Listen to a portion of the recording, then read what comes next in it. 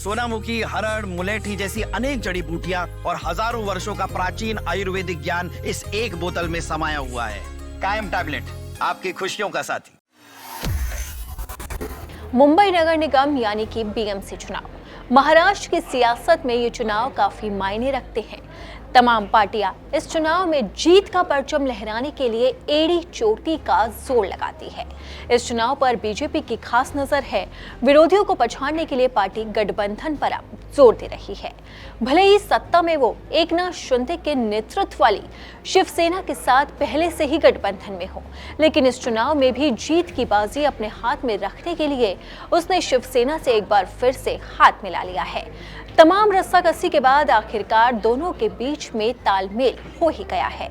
और सबसे बड़ी बात तो ये है कि जिस सीट बंटवारे के लिए राजनीतिक दलों के बीच में जंग छिड़ती है, उसी सीट बंटवारे को बीजेपी शिवसेना ने अब आखिरकार सुलझा ही लिया है। तो कौन से दल के पास कितनी सीटें आई और इस सीट बंटवारे से आखिरकार अठावले क्यों नाराज हो गए, आइए इन सीटों का गणित समझ लेते हैं। 30 दिसंबर को नामांकन पत्र दाखिल करने की आखिरी तिथि है, लेकिन उससे पहले गहरी बातचीत हुई और उसके बाद बीजेपी शिवसेना में सीट बंटवारे पर समझौता हो ही गया। इस चुनाव में बीएमसी में कुल 227 सीटें हैं, बीजेपी 137 और शिवसेना 90 सीटों पर अपने प्रत्याशी उतारेगी और दोनों के बीच में अब ये डील फाइनल हो चुकी है। मुंबई बीजेपी अध्यक्ष अमित साटम ने कहा है कि दोनों दल अपने अपने कोटों की कुछ सीटें गठबंधन सहयोगियों को आवंटित करेंगे। दोनों दलों के उम्मीदवार अपना नामांकन पत्र भी दाखिल करेंगे और इस चुनावी मैदान में उतरकर विरोधियों को परास्त करेंगे। वहीं महायुति के एक अन्य घटक अजीत पवार के नेतृत्व वाली एनसीपी अलग रहकर चुनाव लड़ रही है। रांगपा ने अब तक बीएमसी चुनाव के लिए 64 उम्मीदवारों की घोषणा कर दी है। इसी के साथ ही सीट बंटवारे के बाद रामदास अठावले की पार्टी ने मोर्चा खोल दिया है। केंद्रीय मंत्री रामदास अठावले इस सीट बंटवारे के बाद खासे नाराज दिखाई दे रहे हैं और उन्होंने ठंडी प्रतिक्रिया का हवाला देते हुए नवी मुंबई नगर निगम चुनाव अकेले लड़ने की धमकी भी दे डाली। पार्टी ने खुद को एक भी सीट नहीं दिए जाने पर निराशा व्यक्त की है। आरपीआई केंद्र और राज्य सरकार में बीजेपी की सहयोगी पार्टी है, बावजूद इसके उन्हें एक भी सीट नहीं मिलने से वो नाराज है।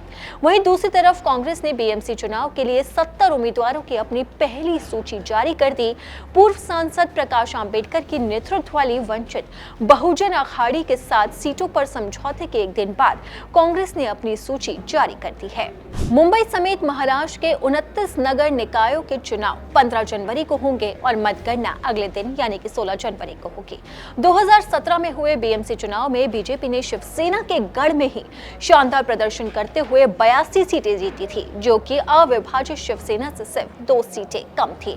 और अब शिवसेना का बंटवारा हो चुका है और एकनाथ शिंदे की पार्टी ने बीजेपी के साथ हाथ मिला लिया है, यानी कि सरकार में गठबंधन के साथ साथ अब बीएमसी चुनाव में भी शिवसेना और बीजेपी साथ आ गए हैं। लेकिन इसी के साथ ही महायुति सरकार के अंदर दो फाड़ होता नजर आ रहा है, क्योंकि अजीत पवार की पार्टी अलग से चुनाव लड़ने के लिए तैयार है। वहीं रामदास अठावले ने भी घोषणा कर दी है कि वो अलग से चुनाव लड़ सकते हैं, क्योंकि उन्हें सीट बंटवारे में एक भी सीट नहीं दी गई है। तो अब ऐसे में देखना होगा कि बीजेपी अपने नाराज सहयोगी दलों को किस तरीके से मनाती है और आखिरकार कैसे इस चुनाव का नतीजा निकलकर सामने आता है। अगर आपको हमारा ये वीडियो पसंद आया तो इसे लाइक और शेयर जरूर करें। अगर अब तक आपने दैनिक जागरण को सब्सक्राइब नहीं किया है तो लेटेस्ट खबरों को जानने के लिए आप दैनिक जागरण को जरूर सब्सक्राइब करें।